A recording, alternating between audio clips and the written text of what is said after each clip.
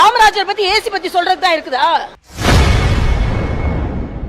முன்னாள் முதல்வர் காமராஜர் குறித்து திமுக எம்பி திருச்சி சிவா பேசியுள்ளது சர்ச்சையாகி இருக்கும் நிலையில் இதுகுறித்து செய்தியாளர் சந்திப்பில் பாஜக மூத்த தலைவர் தமிழிசை சவுந்தரராஜன் ஆவேசமாக கருத்து தெரிவித்துள்ளார். மாபெரும் தலைவரை இந்த அளவிற்கு கொச்சைப்படுத்த முடியும் என்றால் அப்புறம் நாம சொல்லணும்னா அவங்கவுங்க தலைவர்கள் எதோடு இருந்தாங்க நம்ம எப்படி சொல்ல முடியும்?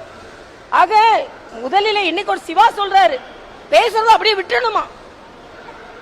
பேசுறது தப்புன்னு சொல்லல, பேசுறத விட்டுணுமா? அதே மாதிரி முதலமைச்சர் அவர்களும் ஒரு தலைவரை களங்கப்படுத்திட்டார்னு சொல்லல, இதில் குளிர்காய பல பேர் காத்திருக்கிறார்கள், அதனால் பேச வேணாமா? அப்ப எல்லாத்துக்கும் உங்க ஓட்டுக்கு தான் பயம், நாட்டுக்கு பயம் இல்ல. காமராஜருக்கு பத்தி மதிப்பில் உங்களுக்கு அக்கறை இல்லை.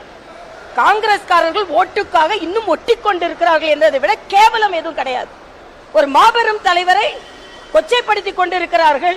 இன்னைக்கு அதுல வேற நான் ஏற்கனவே ஒரு பதிவு போட்டேன். அவங்க கொச்சைப்படுத்துறது மட்டும் இல்லாம அவங்க இணையதளவாசிகள் அவர் படுத்திருந்தோட ஏசிய பாருங்க, அவர் இருக்கும் போது ஏசியில தான் இருந்தாரு அப்படின்லாம் சொல்லும்போது மிக மிக வேதனையான ஒன்று. இதற்கு திராவிட முன்னேற்ற கழகமும் காங்கிரசும் பதில் சொல்லிதான் ஆக வேண்டும். ஏசி பயன்படுத்துறது தவறுன்ற மாதிரி அவர் சொல்லுங்களா? பெர்மிஷன் அப்படிங்கிற மாதிரி தான் சொல்லிருக்காங்க. இல்ல, அதாவது நீங்க சொல்ற யாரை எந்த நேரத்துல எப்படி குறிப்பிடுகிறீங்க நான் கேக்குறேன். காமராஜரை பத்தி சொல்றதுக்கு உங்களுக்கு வேற எதுவுமே இல்லையா? எதுவுமே இல்லையா? நீங்க அவருக்கு நான் சமாதி கட்டினேன் அப்படின்னு சொன்னா பீச்சில் கொண்டு வச்சிங்களா? காமராஜர் இறக்கும் போது எனக்கு தெரியுங்க, நான் ஸ்கூல் படிச்சிட்டு இருக்கேன். ஒரு முதலமைச்சராக இருந்து அது கூட செய்யலன்னா எப்படி? ஒரு முன்னாள் முதலமைச்சருக்கு இறுதி மரியாதை செய்ததோட பெருமையா பேசுவீங்களா நீங்க? காமராஜர் பத்தி ஏசி பத்தி சொல்றது தான் இருக்குதா? காமராஜர் பத்தி எவ்வளவு ஸ்கூல் கட்டினாரு, அணைகள் கட்டினாரு.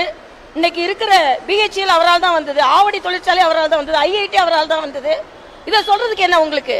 திருச்சி சிவாக்கு பக்கத்தில் உள்ள பிஹெச்எல் போய் பார்க்க சொல்லுங்க. பிஹெச்எல் 2 லட்சம் பேருக்கு வேலை வாங்கி கிடைச்சது காமராஜர்னால தான். அதனால இவங்களுக்கு சொல்றதுக்கு வேற எதுவும் இல்லையா? செய்திகளை உள்ளது உள்ளபடி தெரிந்து கொள்ள ரெஃப்ளெக்ட் நியூஸை சப்ஸ்கிரைப் பண்ணுங்க.